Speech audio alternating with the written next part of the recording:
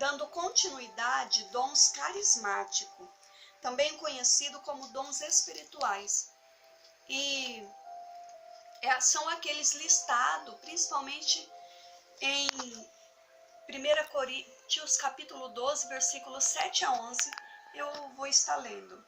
A manifestação do Espírito é concedida a cada um visando a um fim proveitoso, porque a um é dada mediante o Espírito a palavra da sabedoria, a outro segundo o mesmo Espírito a palavra do conhecimento, a outro no mesmo Espírito a fé e a outro no mesmo Espírito dons de curar, a outro operações de milagres, a outro profecia, a outro discernimento de espíritos, a um variedade de línguas e a outro capacidade para interpretá-las.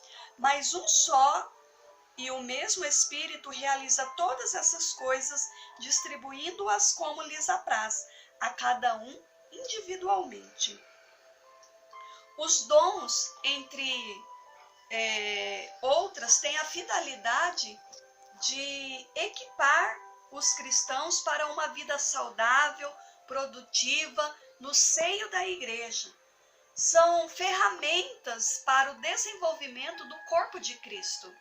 Os dons, eles são conferidos ao corpo de Cristo, conferidos à igreja, sem esquecer que todos os crentes são membros desse corpo.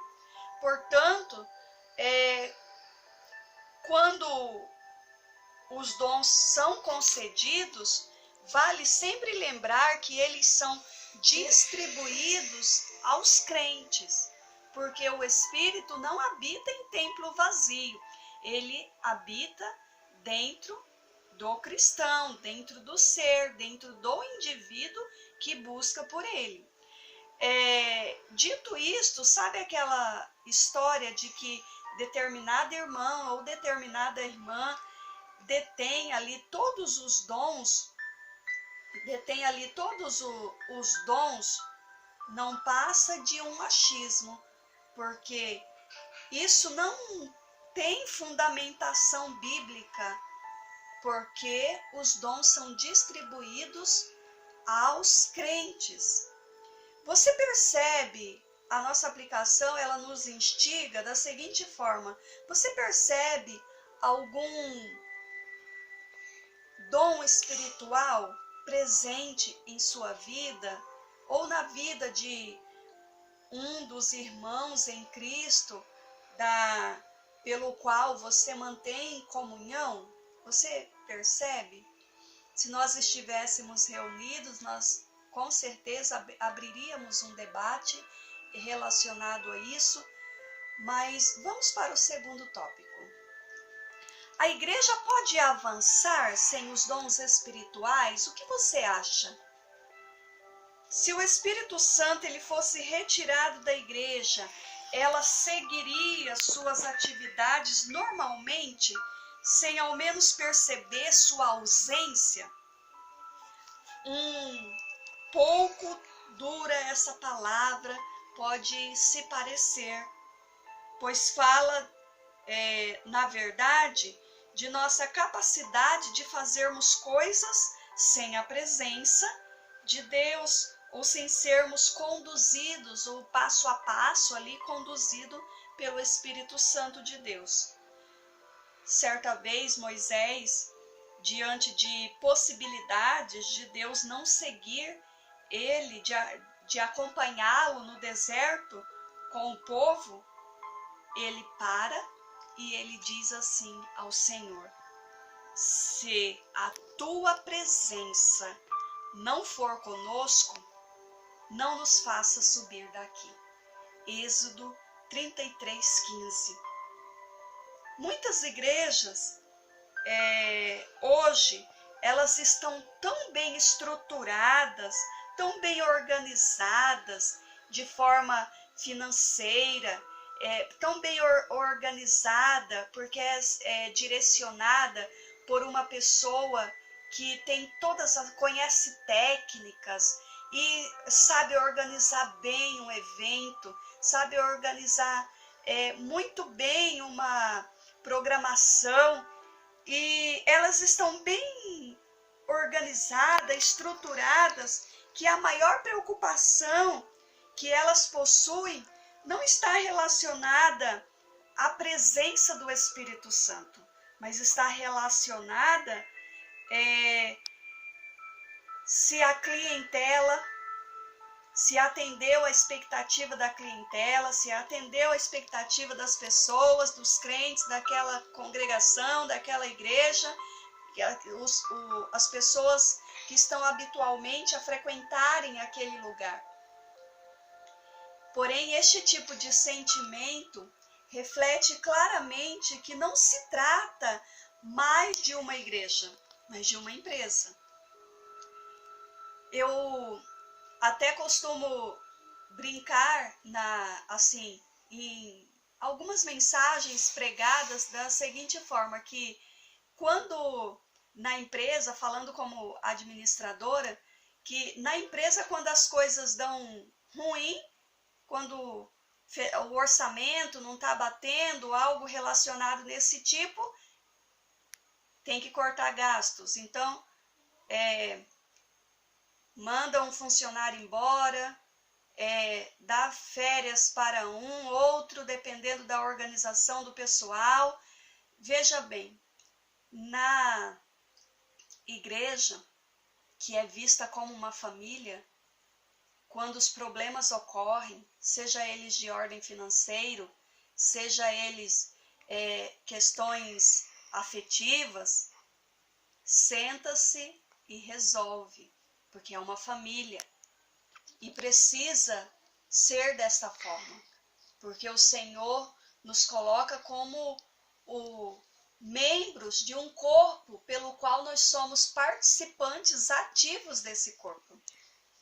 Na empresa, por mais que somos participantes ativos, se algo deu errado, pode saber que as pessoas são retiradas, são excluídas, são mandadas embora. Mas é só algo para se pensar. E esse tipo de sentimento, quando nós tentamos trazer isso e tentamos agir sem a presença do Espírito Santo, na verdade nós estamos levando, conduzindo como se fosse uma empresa. Mas aquele que direciona, aquele que articula, aquele que impulsiona a igreja deve ser o Espírito Santo. Trata-se, no entanto, queridos, não de um faturamento mensal, o quanto se fatura, mas trata-se, queridos, em agradar a pessoa do Altíssimo. Trata-se em agradar o Espírito Santo. E como fazemos isso? Servindo-o, porque os dons são distribuídos para serviço da igreja. E à medida que realiza-se, há crescimento, há expansão. Jesus, antes de voltar ao céu, ele ordena aos discípulos que que permaneçam em Jerusalém, até que do alto sejam revestidos de poder. Em outras palavras, Jesus estava dizendo assim: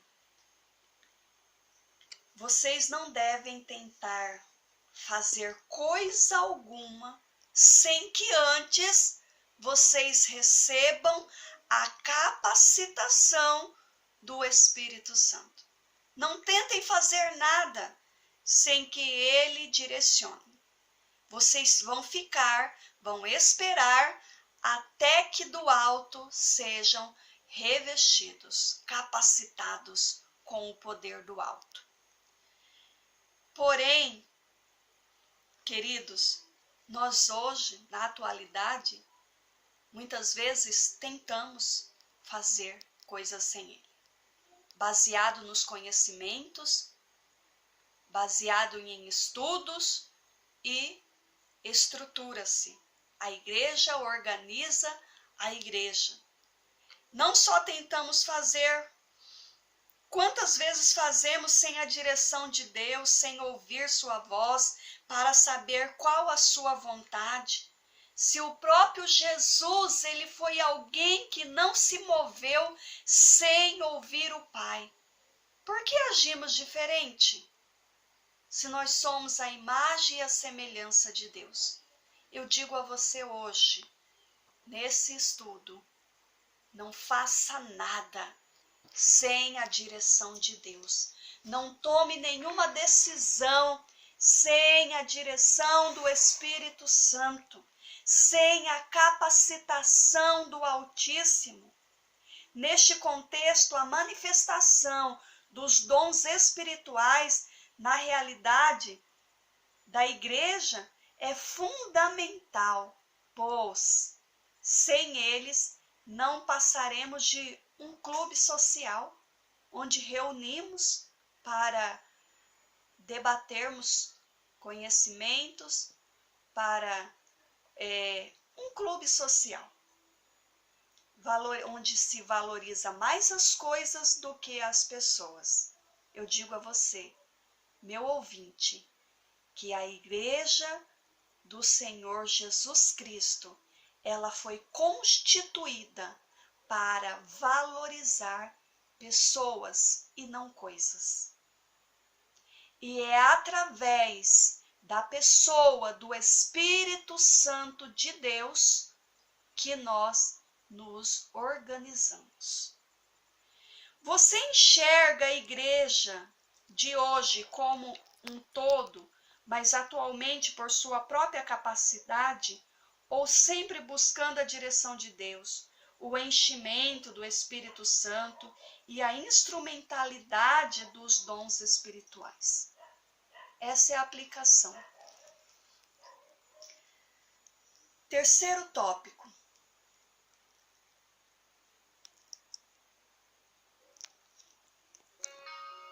Nesse terceiro tópico, queridos, ferramentas que devem ser buscadas e usadas.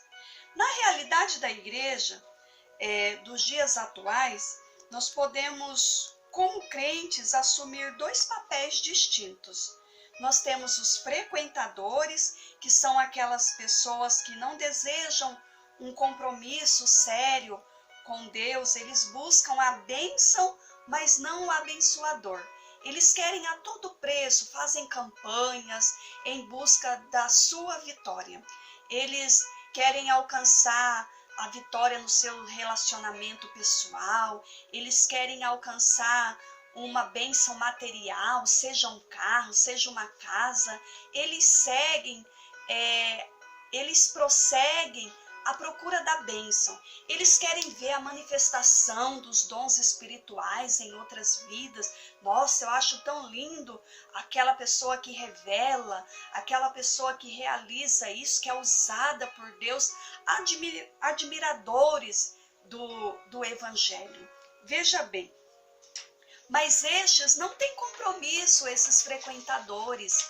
Eles emitem críticas em excesso, eles demonstram testemunho de vida opaco e duvidosos. Eles possuem extrema dificuldade em contribuir. Não entra na cabeça a questão de contribuir com a obra.